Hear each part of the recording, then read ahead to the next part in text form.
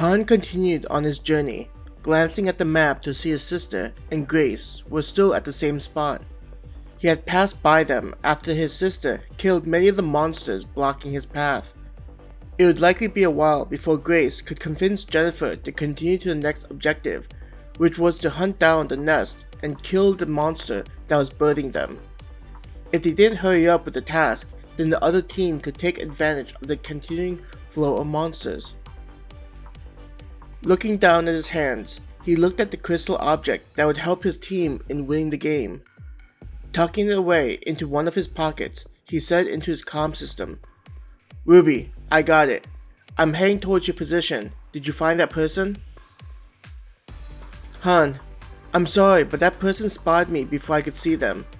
They are preventing me from getting closer, so I'm going to make my way around and see if I can sneak up on them," Ruby said, sounding annoyed by her carelessness.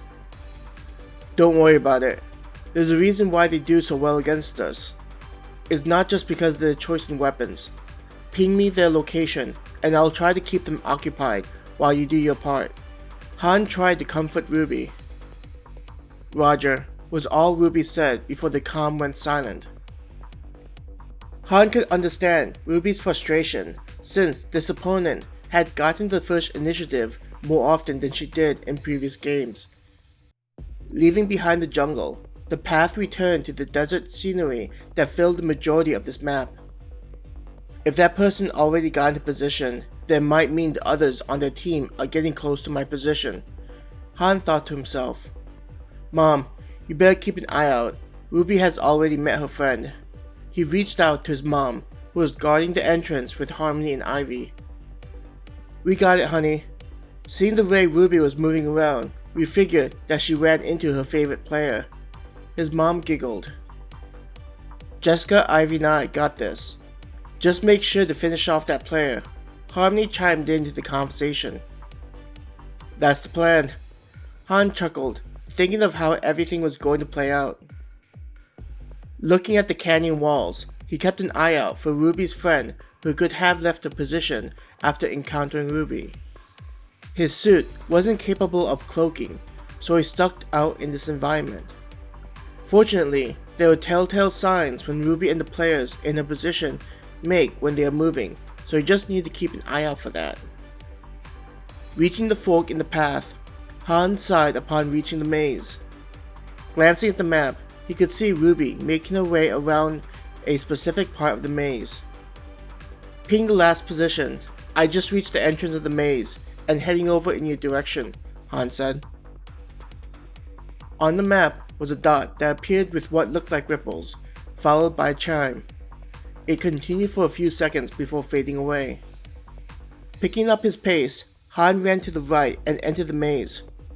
It would take him a few minutes to reach where he needed to be, but the problem was running into the other team's charger and crowd controllers. They may have given up on entering the nest and rushed towards Han's side of the map.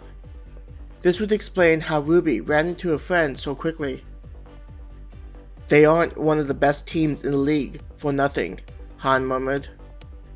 As he made his way, he would look down the other paths that branched away from his. The majority of the map was a maze, though there wasn't much need to delve too deeply into it, unless whatever kept this place updated and led them being able to compete with other teams inside this thing update the maze. It just acted as more places for the assassin role to hide and attack before entering the nest. There was also the problem with groups of monsters moving through the maze. Taking on a group by himself would not only be dangerous but also give the other team time to complete their objectives. Out of the corner of his eyes, Han noticed movement. Jumping to his right, he tumbled on the ground and heard the sound of ringing noise. Han looked and saw a blackened hole, a sign of the projectile fired at him. "I guess I've been found," he groaned. Glancing to where Ruby was, he said to her, "I just made contact. How are things for you?" "This troll keeps moving after firing, so I'm having a hard time in pinning him down. I'm pretty sure he knows what I'm trying to do, so he's doing a good job at getting away," Ruby snarled. "That's odd," Han said, thinking about the previous games. It was true that Ruby would have difficulty with this player, but usually, by now, it would have been decided. Either Ruby or her friend would be killed, leaving one of the teams in the advantage.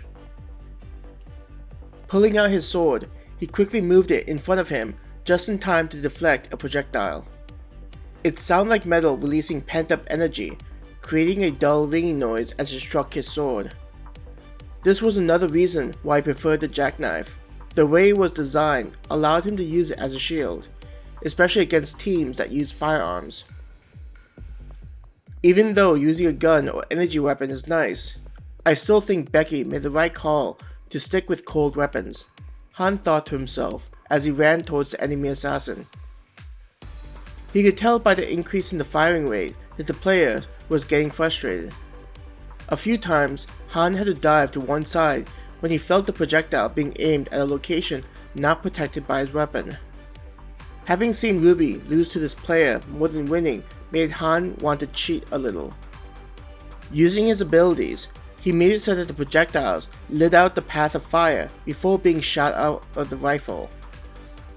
Even though he was able to tell where the weapon was going to strike, Han pretended to just be skilled, only using his sword when it would be hitting his torso or head. When it was being aimed at his legs, Han would roll out of the way. He could have increased his speed, but was pretty well known the average speed of a player. If he went materially faster than other players over time, it would likely become suspicious. Dodging could at least be attributed to skills, considering he is highly ranked as a player. "Found you," Ruby yelled into the comm system, excitement in her voice. After hearing Ruby's words, there was no longer any projectiles being fired at him. Looking at where the assassin was located, Han saw Ruby jumping towards him and the opposing player firing their close-range weapon. Now that the player was dealing with Ruby, Han took this opportunity to rush towards them. There were still hundreds of feet between him and where Ruby was at, but at the rate he was going, he should be there in less than a minute.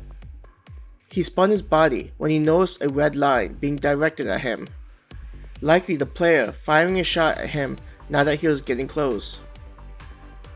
With the two of them being high up, the opposing player still had the advantage towards Han, though if the player knew that Han could see the firing path of the short-range laser pistol, Han was confident the other player would be furious.